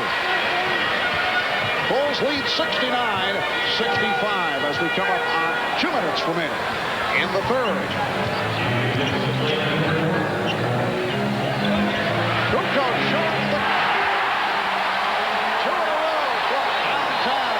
Well, that's amazing. We had seen it just a few minutes ago. Didn't even want to look at the basket. Now he comes out of that timeout. I wonder what. Oh, steal. And Scottie Pippen. So the Bulls in the midst of a surge. A couple of threes by Kukoc. And the steal leading to the bucket. Vincent Askew picking up that dribble a second time. Looked like double dribble. Randy Brown making a solid contribution. Good swing passes. Tough pressure defense. Seattle crumpling under the building pressure right now in Chicago. Shot clock at 4. Perkins. Air ball. Here comes Jordan. Leading Kukoc. And George Karl wants a timeout. 20-second timeout called by the Sonics. Tony Kukoc, so valuable in Game 1, coming up large in that fourth quarter with 3-pointers, with passes, with dunks, has now ignited the Chicago Bulls and this crowd with the deep 3 from the right corner. And then Scottie Pippen on the defensive end. Just come blindsides Vincent Askew. Looks to the crowd, says, lift me higher. And then Jordan in transition. Sonics failing to get back. Chins on their chest. And this crowd exploding. And here's pressure by the Bulls. 10-1 run keyed by Kukoc, accounting for 8 of Chicago's last 10 points. And the Bulls with the biggest lead of the night. They're up by 11. It was Kukoc's 2 threes in the fourth quarter. One of them turned into a 4-point play that really broke the game open Wednesday night. How about Dennis Rodman? 16 rebounds for the game. He's had 10 of the 16 here in the third. Shot clock down to 3. Payton. Now the Sonics being forced to take bad shots with the shot clock rolling down. Jordan putting the move on Shrimp and then gives it up. Open shot for Pippen. And Kukoc with the rebound. Pippen checking the clock.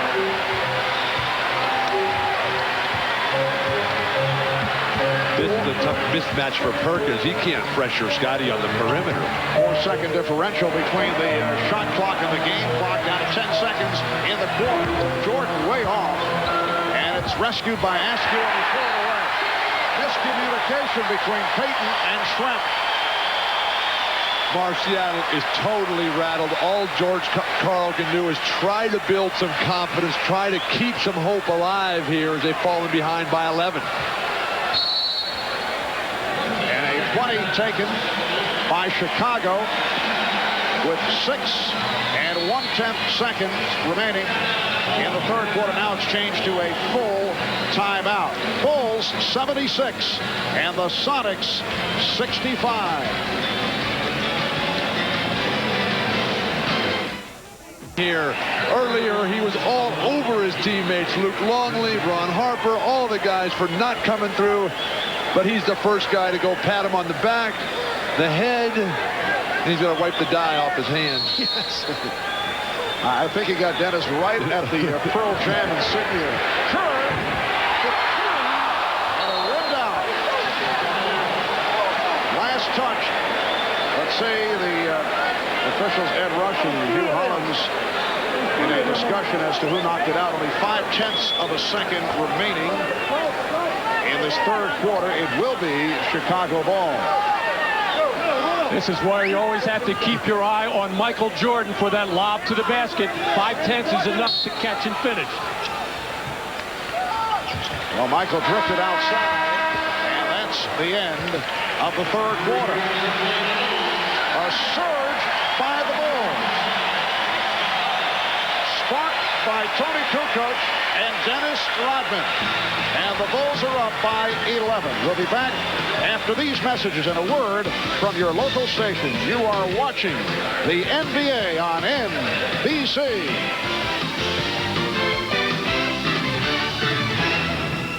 Chicago had a storm telling us that George Karl has told his club the Bulls will let you back in the game here in the fourth quarter, but if you quit playing, they will blow you out.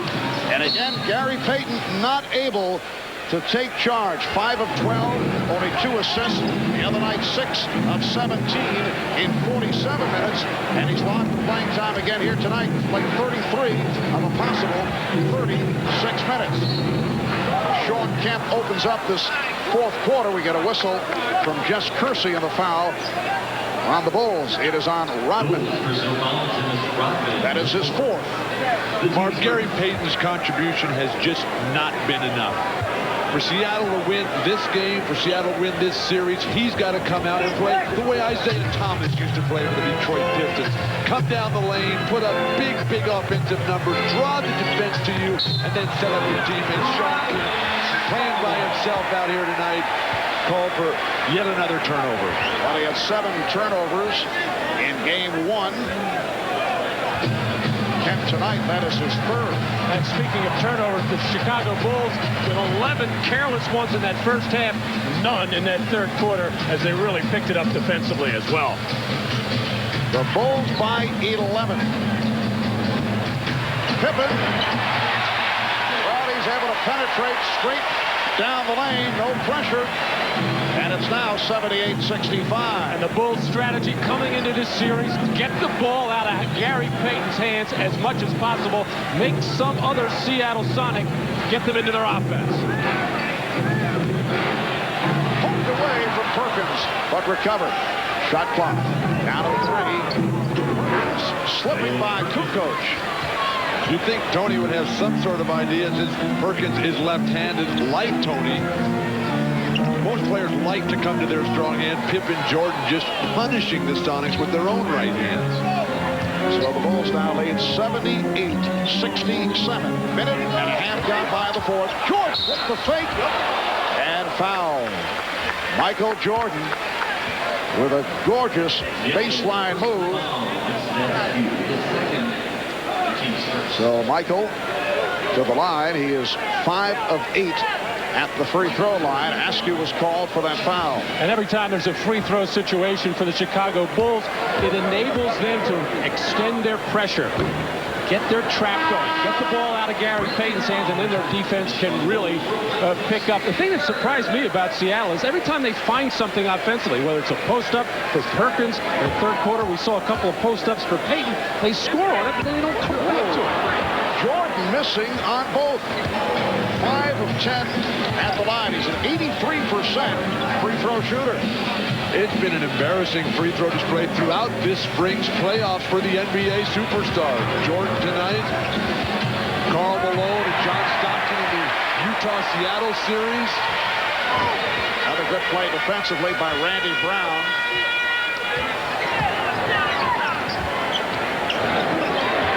Kukoc for three. And Rodman with another offensive rebound. Sean Kemp just does not block out. Goes for the ball. That's 10 offensive rebounds for Rodman. One off the all-time record for the NBA Finals held by the Big E, Elvin Hayes. Brown now doing it at both ends. A terrific contribution for Brown. They don't look for him. They don't expect much from him, but he always just keeps it there with a great attitude. For the travel, the up and down, but apparently the official felt that there was contact made and knocking the ball away, and Perkins was able to recover. Marv, often they call a jump ball in that situation, which I think would have been the appropriate call. Oh, the back door. Brown saving it.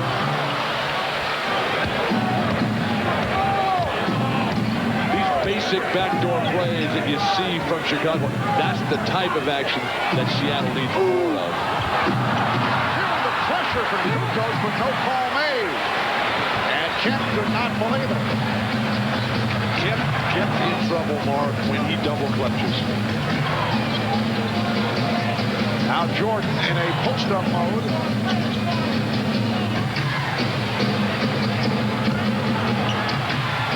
Jordan played well by Askew. He thought he was fouled, though. And now Payton is fouled. Timeout is taken. 8:29 remaining. In the fourth quarter, the Bulls 80, Sonics 69. Well, it has been a relatively quiet game for Dennis Rodman until just a moment ago. He's been mixing it up with Sean Kemp. There's that flopping that George Karl was complaining about. But it was Rodman who have taken over this game for Chicago. And as Matt pointed out at the start, when they get that kind of contribution from their role players, they are extremely difficult to beat. Longley. Oh, nice move by Luke Longley. And Kemp came away with the rebound. The Bulls lead by 11. 4 minutes in. Fourth quarter. Percy Hawkins able to hit from downtown. A reminder, after tonight's game, we suggest you tune to CNBC on your cable system for a special NBA Finals post-game report. Our entire cast will recount the game with highlights. You'll see live press conference interviews and guests as we look back at Game 2 here at the United Center. That's the NBA Finals post-game special immediately following the game on CNBC. Now, Bill and Matt are regular viewers of CNBC following their extensive investment portfolios on a daily basis. Is Geraldo going to join us? No, I believe Charles Gruden will be conducting locker room interviews. Michael Jordan sitting it out with 7.5 remaining in the fourth quarter. A series of moves attempted by Longley leading to this. Hawkins, yes, and it counts. And Percy Hawkins will go to the line. Chicago's bench up in arms on this call. This is Seattle Sonic basketball. Force the turnover. This is what they do all season long. This is why they won 64 games. Good defense, quick strike at the other end, but absolutely no foul there as Phil Jackson just cannot believe that call. They let him go. And they still get the foul called on him. Percy Hawkins turning it around tonight. 16 points, completing the three-point play, and the Bulls now lead 80-72.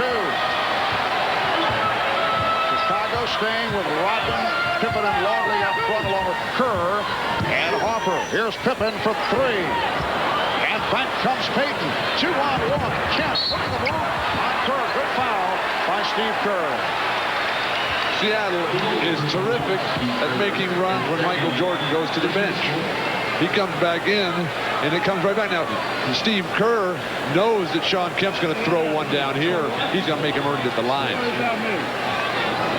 here comes Jordan making his way. Reporting in. Kemp 7 of 9 at the line. Well, Chicago's offense has just gone dormant right now. They're settling for jump shots. They're careless with the basketball. And that's why, of course, Michael Jordan re-enters to add semblance of order quickly. And the thing is that Michael hasn't played that well at the offensive end tonight. Just 8 for 20 shooting. He's got 22 points. Ron Harper headed back to the Chicago locker room. We'll check on that. And the call away from the ball. It's on Askew. 6:55 remaining, fourth quarter. Timeout taken. It's the Bulls by 6. We'll be back in Chicago in a moment. 6:55 remaining in the fourth. Dennis Rodman with a spectacular second half off the boards. And in the offensive rebounding department, 10 rebounds, 1 shy of the NBA Finals record. And you look back at some of the big games off the boards in the playoff history of Dennis Rodman, and this one is right there with 19 rebounds in all. Well, if I'm Seattle, the only player I've seen for their team to get a body on Dennis Rodman and keep him off the glass is Vincent Askew. Even though he's maybe an inch or two shorter than Dennis Rodman, he's got the wide body, and he'll lay some wood on you. Sean Kemp just will not do it. Now trying to get the Bulls revved up. A 7-0 run by the Sonics since that Chicago 13-point lead. Jordan. Michael Jordan able to penetrate. Brown looking for the steal. Bulls 82. Sonics 74. Here's Payton. Right back. Gary Payton cuts it to a 6-point Bulls lead. Payton has been so much more effective in this series facing the basket from around the foul line area. When he tries to turn his back against these bigger players of Chicago, he gets in nothing but trouble. Longley. Well, Tony Kukoc, who helped, Kukoc comes up hobbling. He helped turn things in game 1. And after a slow start here tonight, he has come on in the fourth quarter. Mark, you are not going to have any chance of beating the Bulls unless you can dominate your defensive rebounding. And it's Kukoc with the rebound, although he is still hurting. Very slow in making his way to the front court. See the Bulls in command off the boards. Jordan and Kemp able to keep it away from Longley. But even that time, Luke Longley had inside position, just not able to get up high enough in the air. Schrempf, yes, Detlef Schrempf. He has 13 points. The Bulls 84 and the Sonics 78. We have 5:15 remaining in the fourth. All set up by Payton, getting to the hoop, creating, drawing the defense, and then hitting spot-up shooters who have to keep finishing. Detlef Schrempf, make a shot, please. Thank you. Kukoc for three. Jordan with the offensive rebound. Jordan stripped by Payton, but able to recapture and calls for time. Askew tried to knock it aside. Jordan very upset. He thought he was fouled. 22nd timeout taken by the Bulls. George Karl was running up the sideline at the beginning of that possession for Chicago, exhorting his team that this is a big stop. They are within 6 points as Michael Jordan losing possession, but so quick with his hands and so strong to dig out that loose ball and get the timeout. Matt, when that ball's on the floor underneath your basket as a defensive player, you've got to go to the floor to get this ball. Everybody's standing and bending over at the waist, except for Michael Jordan, the best player in the game, diving on his hands and knees to dig that ball out. And he's in the face of the official, Jess Kersey, as he thought he took a hit. Tony Kukoc being tended to by the Bulls trainer Chip Schaefer. A moment ago, we saw Ron Harper head back to the locker room. We're told he is bothered by an upset stomach.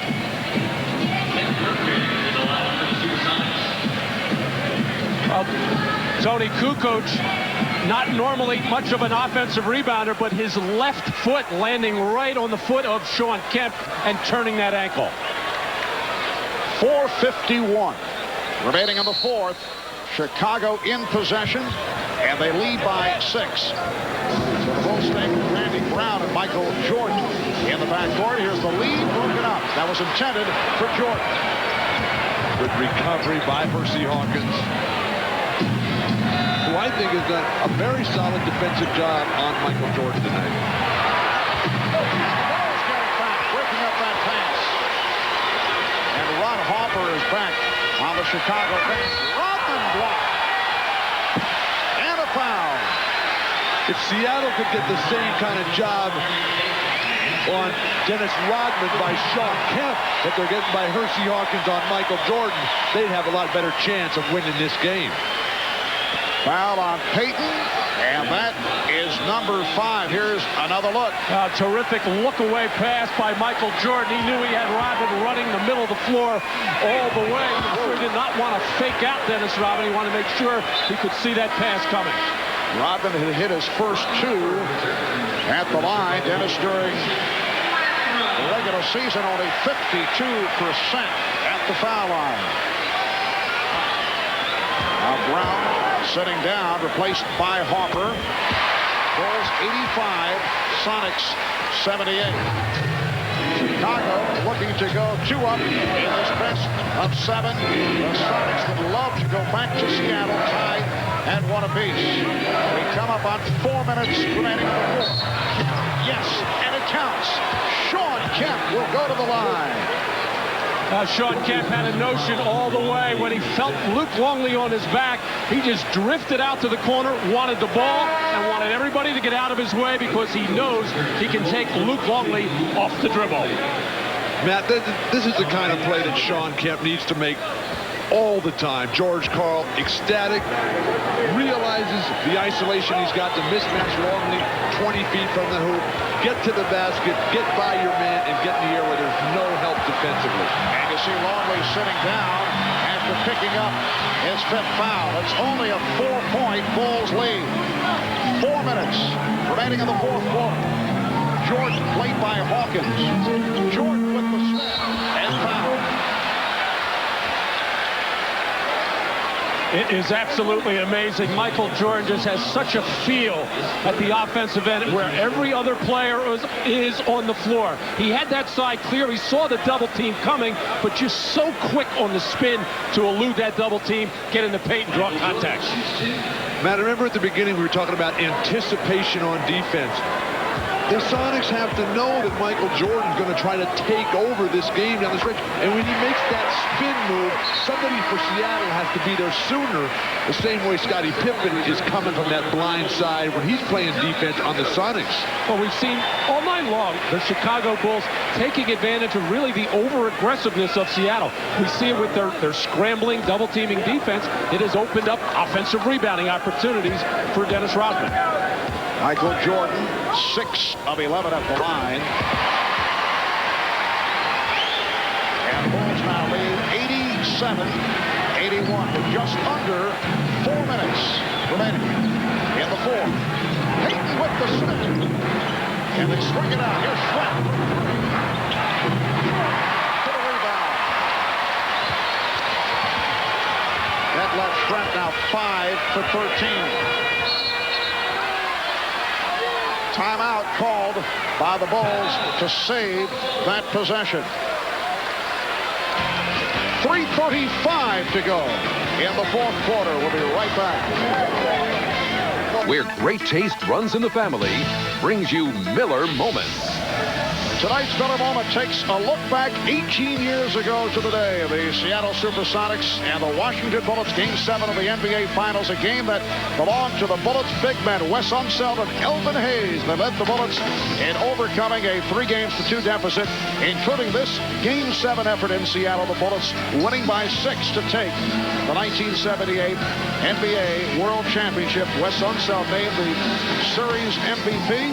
In recognition of that moment, Miller Brewing Company will donate $1,000 to the Thurgood Marshall Scholarship Fund. I believe I have set an NBA Finals record for mentioning Elvin Hayes in a single telecast. That was a terrific accomplishment for the Bullets on the home court of Seattle in the 7th game, where Dennis Johnson, one of the great playoff performers in history, went 0 for 14 on his home court in the deciding game. So sad that Dennis Johnson did not make the Hall of Fame this year. But I would think an eventual entrance. Absolutely, just has to be there. One more mention of the Big E. Dennis Rodman is one offensive rebound away from equaling the all-time NBA Finals record, 11 offensive rebounds. Shot clock is down to 5. Kukoc for 3. Rebounded by Perkins, and Kemp with the recovery. It is a 6-point Chicago lead. 3:15 remaining in the 4th quarter. Critical possession for the Sonics.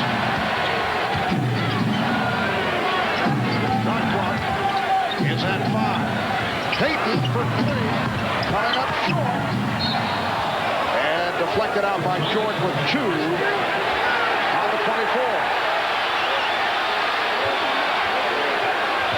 A discussion here as to whether Gary Payton's shot actually hit the rim, whether they should reset. Ed Rush says it did.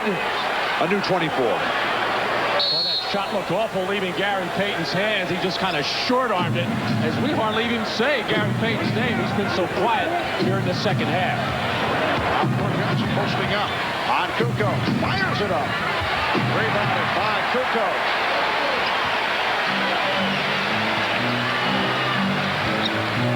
Well, the Sonics have had their opportunities the last couple of possessions, but not able to convert. Bulls with a 6-point advantage. 2.5 to go. That nearly rimmed in.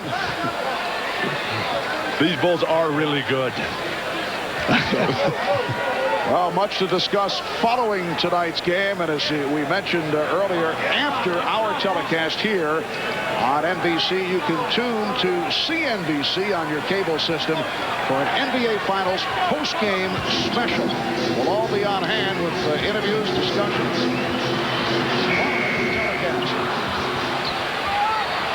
Back come the Sonics. Gary Payton. Sean Kemp. We come up on 2 minutes to go on the 4th. Perkins stripped and deflected out by Pippen. One of the problems over the years from Seattle, as they call a timeout right now, has been a lack of a go-to guy in the set offense down the stretch. They're struggling to find some offense right now. 2:08 remaining in the 4th at the United Center. It is Chicago 87 and Seattle 81. 2 minutes and 8 seconds to go in the 4th quarter. Both teams with 2 full timeouts remaining. No fouls to give. It will be Seattle ball with 11 on the shot clock. It's not so much that the Sonics don't have go-to guys. They got a bunch out there. Payton, Kemp, Shrimp in certain situations. It's just they don't execute well in the half court. They have to run some high pick and roll. Seattle has not scored in 2 minutes and 5 seconds. Shrimp. Hawkins for 3. On the back tap handled by Harper. Lost it off his foot, but Rodman able to preserve. Marv, Seattle's had golden opportunities. Shrimp had a beautiful wide open look. Hawkins' look was solid as could be. Payton's air ball was a good look. They just can't make any of them. And now 3 of 14 from 3-point range. Shot clock is down to 2. Down to 1. Harper just didn't get it away. Bulls keep it alive, and Jordan draws the foul.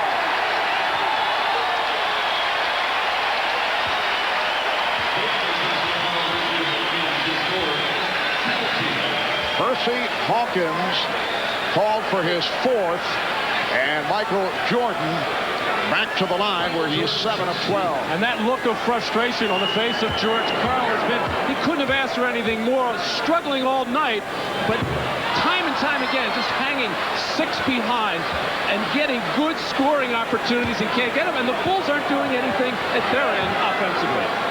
But the offensive rebounding for Chicago What is Perkins doing? What is Kemp doing?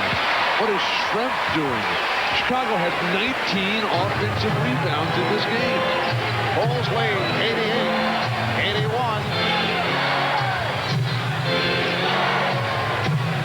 Schrempf with the fake. Not able to hit on the running hook. Kemp is there. It will count and the foul. Shawn Kemp with 26 points. Foul committed by Tony Kukoc. And Kemp keeping the Sonics alive. All set up by the penetration of Schrempf. A terrible shot, but at least he drew some looks defensively, and that enabled Kemp to slide along the baseline and find the opening. Another big statistical game for Shawn Kemp, but just having an awful time at the other end defensively. Not even trying to get a body on Dennis Rodman, just trying to go get rebounds. But when you're playing Rodman, you got to fight. Three-point play again for Kemp. And the Bulls lead by 4. Steve Kerr back on the floor as we come up on a minute remaining in the fourth quarter. Bulls led by as many as 13. Sonics able to get back into it, and they've had, as we have been discussing, a number of opportunities. Here is Jordan, and he's fouled. Hit from behind by Schrempf. And took exception to it as Schrempf taking a wild swing there. Got a piece of the ball, but no doubt got a piece of the head of Michael Jordan, and a quick reaction, and then Michael caught himself. This is just a replay of game 1. Whoa. This is you put Detlef Schrempf, their worst defender, on Michael Jordan. He lights up, just goes right to the hoop. Detlef ushers him in to his right hand. Not a good foul by Detlef Schrempf. The Bulls only 4 of 8 at the line in the fourth quarter. Shawn Kemp saying he liked the hard foul that Detlef Schrempf took. But you know how it happened again? It was another double team coming. But actually the Sonics are coming so hard with a double team that Michael is able to get around it. You can't come so hard where he's going to split it or go around it. You got to stop him. Bulls lead 90-84. And the Sonics call for time with 55 and 9/10 seconds to go in the fourth. We'll be back after these messages from your local station. Back in Chicago, Seattle taking a timeout, so they have 1 remaining. They are down by 6 with just under 1 minute to go in this fourth quarter. And for the second straight game, the Sonics have not been able to convert down the stretch. Game 1, the last 5 minutes, only 1 of 12. They've had the looks here tonight, only 2 for 7. And the Chicago Bulls, not that much better. They've only scored 14 points in this fourth quarter, but so far, the defense of Chicago has been strong. Seattle can look at that graphic and see improvement. Yeah, they doubled their performance from game 1, but it's just not enough. Gary Payton will throw in, looking for the room from Ron Harper.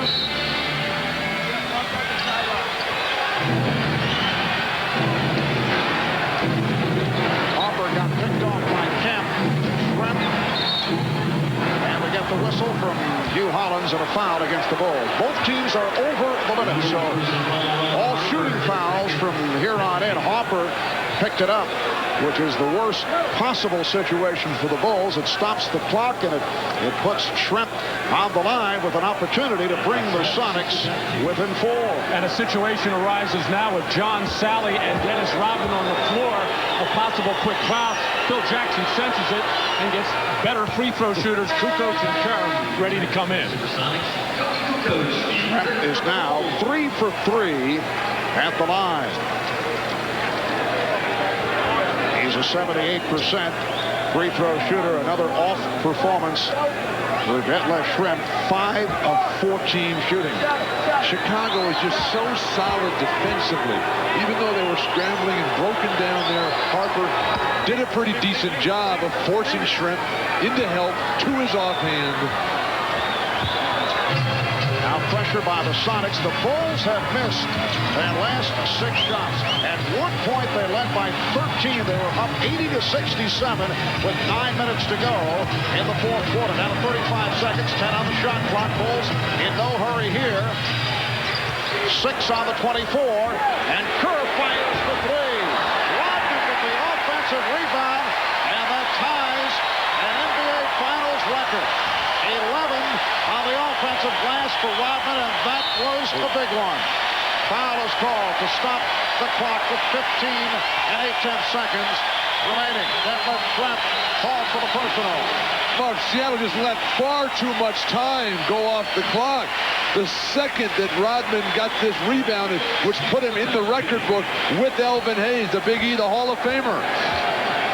You got to go right and get that quick foul, get the clock stopped. Well, did you see how quickly Dennis Rodman sprinted?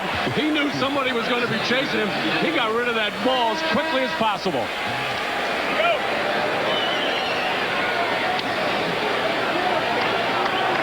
Tony Kukoc making his first appearance at the line, and he's a 77% free throw shooter.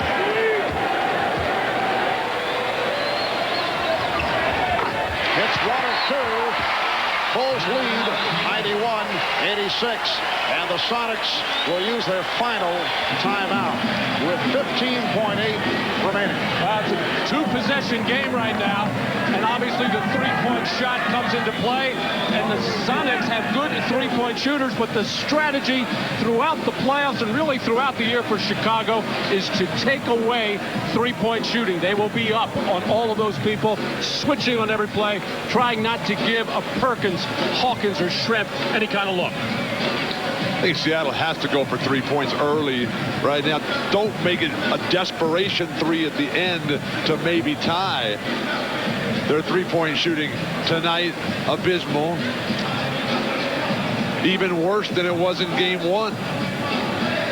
Overall, 8 for 31 in the 2 games. Bulls have done it at the foul line here in the final minutes. The last 7 points have come at the free throw line. Down to 15 and 8/10 seconds remaining. Chicago looking to hold on to go 2 up in this best of 7 NBA Finals Series. Game 3 in Seattle on Sunday night, 7:30 Eastern Time. Showtime will get it going at 7. That's 4 out on the West Coast, and then Game 4 in Seattle next Wednesday, June the 12th. So that'll be Game 3 Sunday night at the Key Arena in Seattle. Mark, one of the things that Seattle really has to work on is their ability to come from behind and win games. Throughout this playoffs, the games that they've won, and they've won a lot of them, they've led from wire to wire. There hasn't been a case in these playoffs where they've trailed at the half and come back and won. That trend continues. That's disconcerting for George Karl. Payton will throw in now from the near side of the court, looking for the quick 3. Kemp, and he's hit out of reach. So again, the clock is stopped. 12 and 3/10 seconds to go in the 4th quarter. Sonics, though, do not have any timeouts remaining. And it didn't appear the Sonics looking for any three-point shot there, getting it quickly to Kemp in the corner, and he knew what he was going to do as soon as he caught it, and that is drive to the basket. Kemp, 11 of 14 at the line.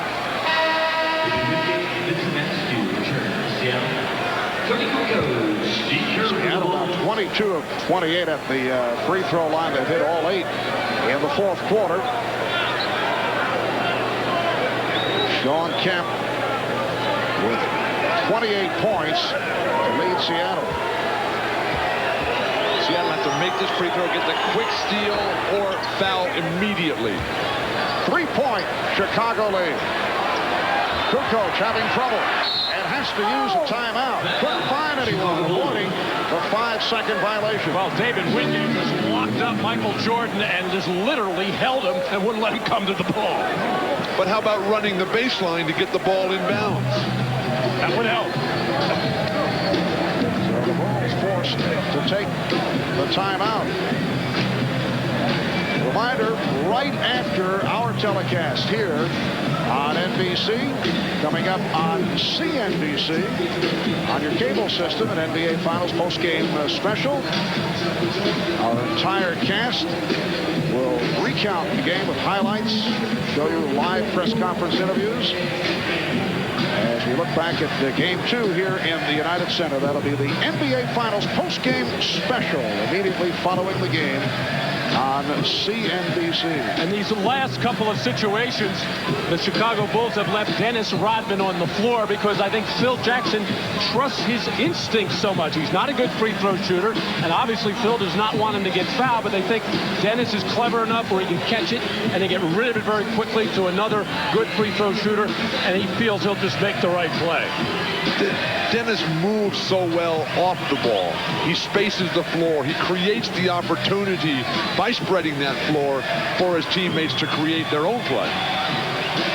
And when Phil Jackson looks back at this, he will not be happy even with the victory. The Bulls missing their last 7 field goal attempts. They've done it at the free throw line. They've not hit a shot the last 6 minutes of this fourth quarter. Mark, this is an old team. This is a team that I don't think will really hit their stride till Game 3 Sunday night. They had that long layoff. Now they're back to playing every other day, which is NBA basketball. Well, not bad if they haven't been able to hit their stride and they come out of here with 2 victories. 12 3/10 seconds remaining in the fourth quarter. Again, the pressure by the Sonics. This time Pippen will try to inbound. Jordan gets it back to Pippen. And Hawkins called for the foul. Down to 8 9/10 seconds. And Pippen to the line. He is 5 of 6 at the free throw line. A lot of confidence that time shown by Scottie Pippen, just waiting and saying, come and foul me. If you keep that ball moving, Chicago can run the ball out because Seattle can't catch up to a moving ball. There you see the problems that Scottie Pippen has had from the free throw line during the season and during the playoffs, but so far in this series, much better until there.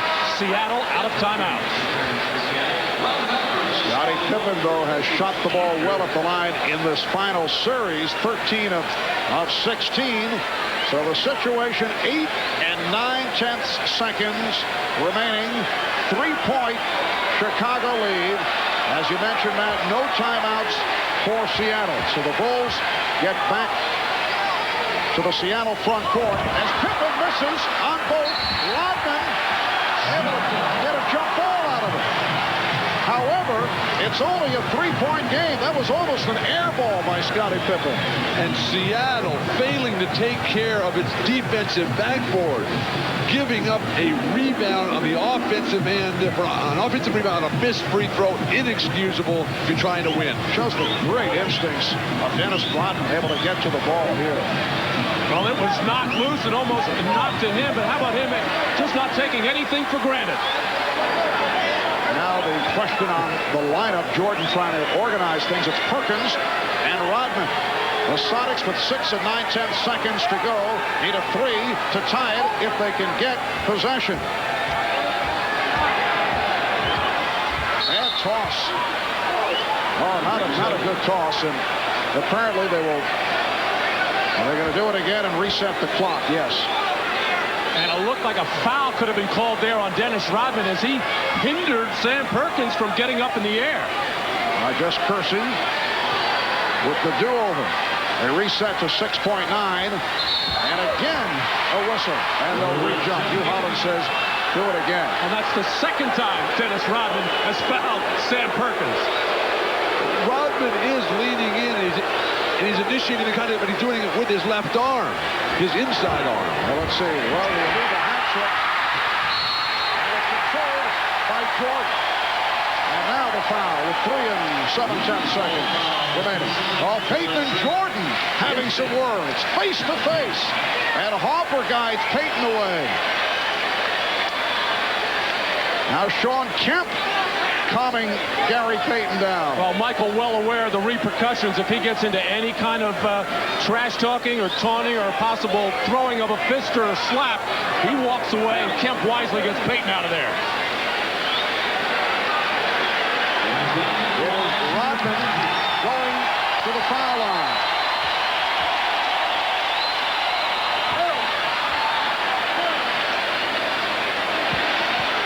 Dennis Rodman now 3 of 5 at the line. This has not been pretty down the stretch. Well, Pippen missed 2. Now Rodman missing. Only 3 and 7/10 seconds to go in the fourth. And Rodman is able to hit for a 4-point lead. Perkins fires it down for Shrimp. And that will do it. The Chicago Bulls to slip with the victory.